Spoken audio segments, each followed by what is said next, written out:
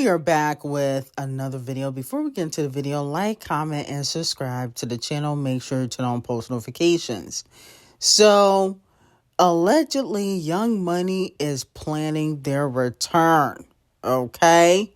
Now, Champagne Thickums wants to do a tour in the U.S., but he doesn't want to do it by himself. Because Kung Fu Kenny obviously did a stadium tour, Champagne Thickums wants to do one with Nicki and Wayne. Okay? Now, here's the thing. Wayne wanted to do this years ago, a Young Money tour, but Champagne Thickums didn't want to do it at that time because he was roughly still hot. Okay? You know, he was going #1 every time he dropped. His reputation wasn't in the toilet. But now that, you know, he's in this lawsuit, obviously everybody knows about that. And, you know, he has struggled to get a hit since the beef. Every time he drops a record, it doesn't stay in the top 10. It doesn't go #1. He needs Nicki and Wayne's support. So now he wants to do a stadium tour with the Queen and the King. Okay?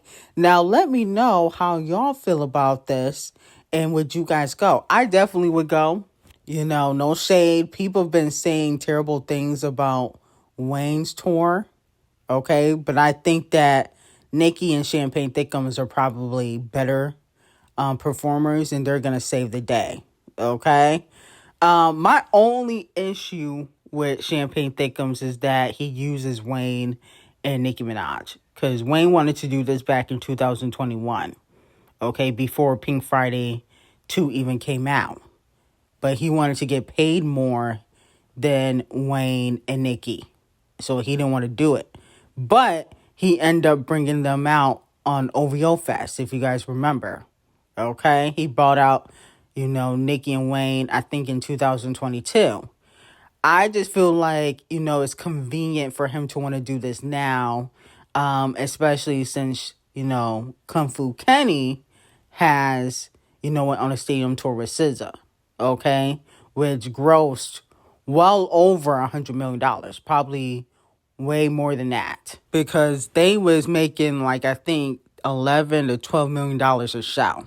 Okay, I know Nicki, Wayne, and Champagne Thickums probably could gross more than that, but I just feel like it's convenient since you're not in good standing with the industry to want to do this. When it was Nicki Minaj going against the industry, you were silent. Now you need Nicki's help. You know what I'm saying? So that's how I kind of feel about it. Now, moving on to Doja Cat. Doja Cat has a Barbie doll line for her V album coming out, and now she has a Barbie collection coming out on the 26th.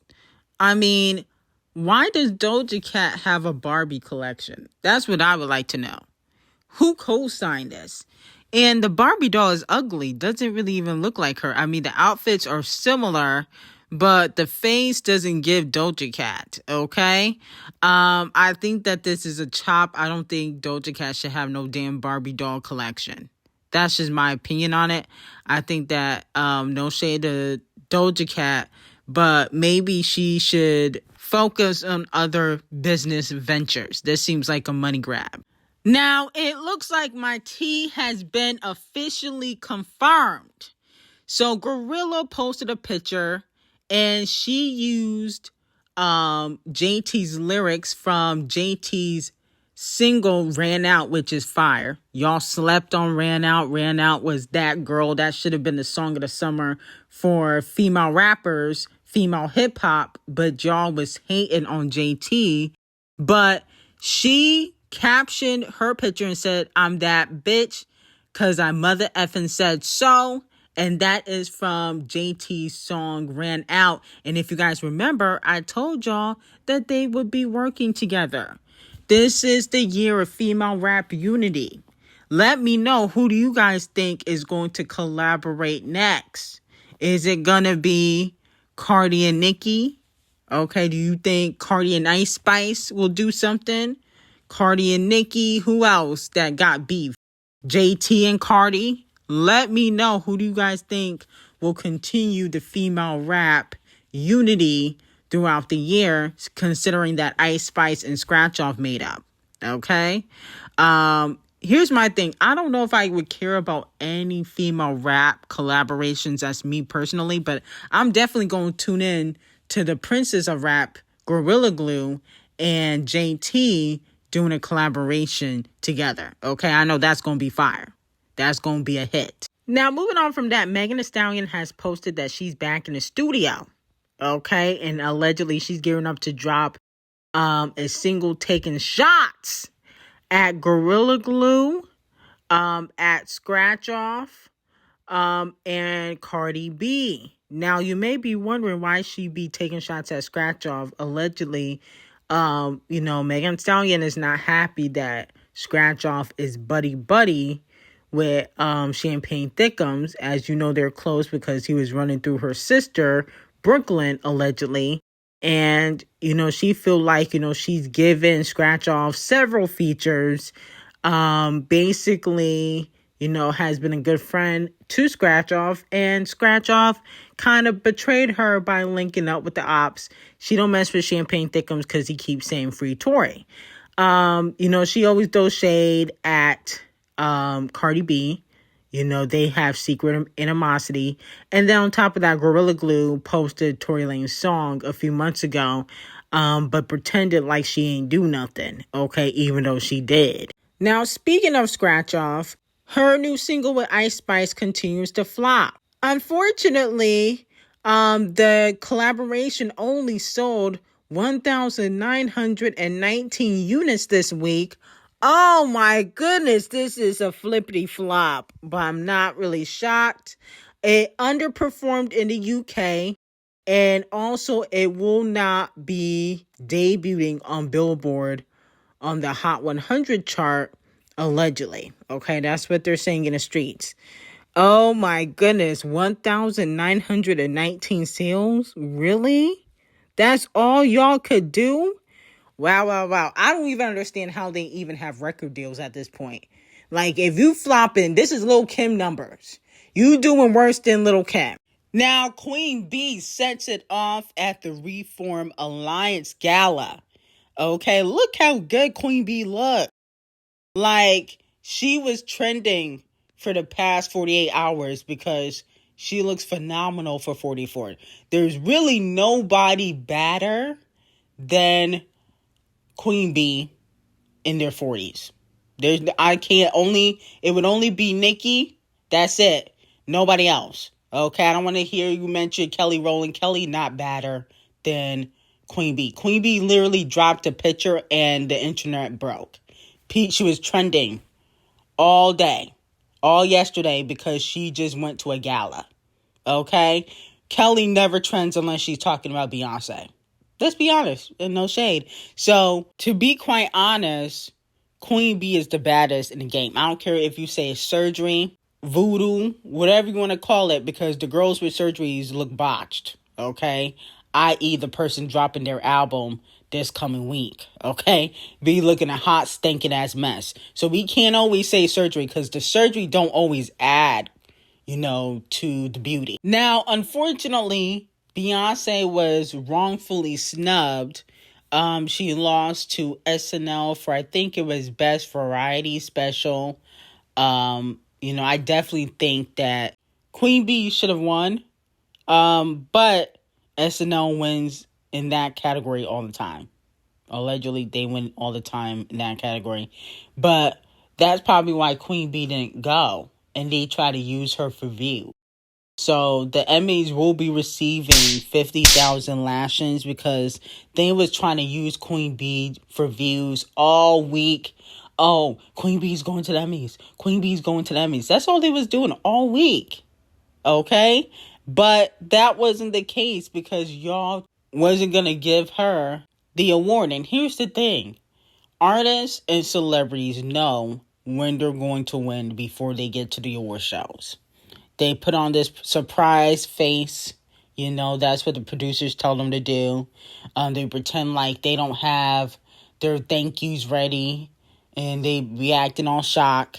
Okay, but they know when they're gonna win, and that's why Beyonce didn't go. Now she already has an Emmy, thankfully. Okay, but she got nominated like 5 times. Like, it just didn't even make sense why they nominated her that many times if they knew that she wasn't gonna win. You know what I'm saying? I feel like they was just trying to bait her to go. So I just feel like the Emmys was kind of wrong for that, in my opinion. And it also looked like Act 3 is getting ready to come out, because a lot of fans are speculating that she's been wearing a lot of brown. She wore a lot of silver during Renaissance and gold during the Cowboy Carter era, which was Act 2. And so a lot of fans are speculating that Act 3, the theme color would be probably brown. Okay, because isn't she doing like jazz blues, a rock album allegedly? I feel like rock is black though. Ain't that black and white? But either way, a lot of fans are preparing for Queen Bee to drop next year. I'm here for Act 3. I think that Beyonce's rollout sometimes gets a little bit boring, and the music doesn't last as long as she would like it to. Like, nobody is talking about Cowboy Carter's music like that. Okay? The impact is there, but the music is not. Now, moving on from that, it has been reported that Rihanna and Champagne Thickums' reunion world tour in 2026 is officially locked in.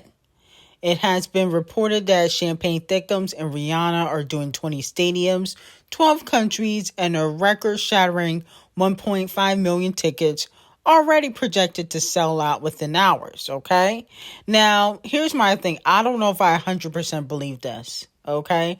One, Rihanna and Champagne Thickums don't have any type of relationship, meaning that they don't communicate at all. And allegedly behind the scenes, ASAP the colorist does not want Rihanna working with Champagne Thickums because obviously Champagne Thickums and Rihanna have history, and Champagne Thickums has dissed ASAP the colorist in records. You know, let's not forget he dissed ASAP in a song called Family Matters. Okay? So out of respect for her relationship with ASAP the colorist, she's not going to be working with Champagne Thickums, okay? Now, I can see Rihanna doing a solo stadium world tour, but I don't know if I believe that she going to be doing one with Champagne Thickums. I can see her doing one with Eminem, like she did a few years ago. Well, more than a few years ago, probably like a decade ago. She did I think it was like 4 to 5 day stadium tour with Eminem. Okay. So I can see her doing it with Eminem or another artist, but definitely not with Champagne Thickums, especially after he disrespected ASAP the colorist. You know, if he apologized, maybe she'll give him a second chance. But even then, I just don't believe Rihanna really messed with Champagne Thickums like that as a person. Okay, she was dissing him in magazine interviews, saying that, you know, how he embarrassed her at the Video Music Awards when she won the Vanguard Award, and how he publicly professed his love. You know, she was dissing him for a while. I just can't see her trying to link up after doing all of that. That would be fake. So let me know how y'all feel about it, but I definitely don't believe it. Now, Bia, you have to come to the front of the congregation and receive 50,000 lashes. Reason being is because she put out a song called Dade, and a lot of fans are calling her out for taking Doja Cat's flow. Okay? Now, let's hear a little bit, not too much, but a little snippety snip. I could heal the pain quicker, 8-figure, just set way quicker, made nigga. Now, Doja Cat has the same flow for a song she did, I think this was back in 2019, called Make That Cake, which is actually a Lunch Money Lewis record, who I don't even know who the fuck that is. But with that being said, it was a feature that Doja Cat did a while ago. And so fans have been calling her out, Bia, for taking Doja Cat's flow. Now, she decided to clap back, and she said, Project Pat X Memphis flow. They'd out now. Okay, so she's saying the flow is from Project Pat and that she did not copy Doja Cat. But here's my thing though with Bia. I feel like she intentionally does things to cause controversy. I think she intentionally did that flow because she knew fans would link it to Doja Cat, not Project Pat. Just like she wore that orange wig, okay, for I believe her album cover, art cover for a song or album she's putting out. And people associate that hairstyle with Ice Spice. Yes, Bia wore it before, but people associated that hairstyle and that wig with Ice Spice. Point blank, period. That's her signature look. Just like pink is Nicki Minaj's signature. Okay? So, with that being said, I feel like she's doing things to cause controversy, to keep her name, in the blogs, to keep the media talking about her. Because, let's be honest, Bia hasn't had a hit since A Whole Lot of Money. That came out in 2021. 2020. She hasn't had a big major hit since then, and I'll be honest with you, I don't think she's ever gonna have another hit like A Whole Lot of Money ever again. Not because she don't have the talent, I just don't think people care, and she definitely don't have the fan base. Now, Pissy Face Karisha will also be receiving 50,000 lashings. Fans are accusing her of throwing some subliminal shade at Gorilla Glue on Instagram, especially after Young Thug and Mariah were calling Gorilla Glue ugly in their jail phone call that got leaked. My friend is so pretty. Oh. Now, Pissy Face Karisha, why you gotta be messy? You know people gonna take that as shade, and here's my thing. Yes, Mariah the Scientist is very pretty, but that's probably the reason why she was able to get a record deal and signed, because her vocals are shit. Okay, she benefits off of pretty privilege because she barely can sing. Same thing as you, who has a botched BBL, okay, and was getting peed on by billionaires, and that rap career is over. Gorilla Glue has surpassed the City Girls within 2 years and definitely has more talent than Karisha and Mariah the Scientist combined. Okay, JT has talent, so I'm not going to disrespect JT, but Mariah the Scientist and Clown Face, Pissy Face Karisha do not have talent like that. Let's be very clear. So, yes, Mariah the Scientist is pretty, but is she talented? Is them vocals hidden? No. Let's be very clear. Gorilla Glue is 10 times more talented, and that's why her career is going to last longer than y'all's career combined.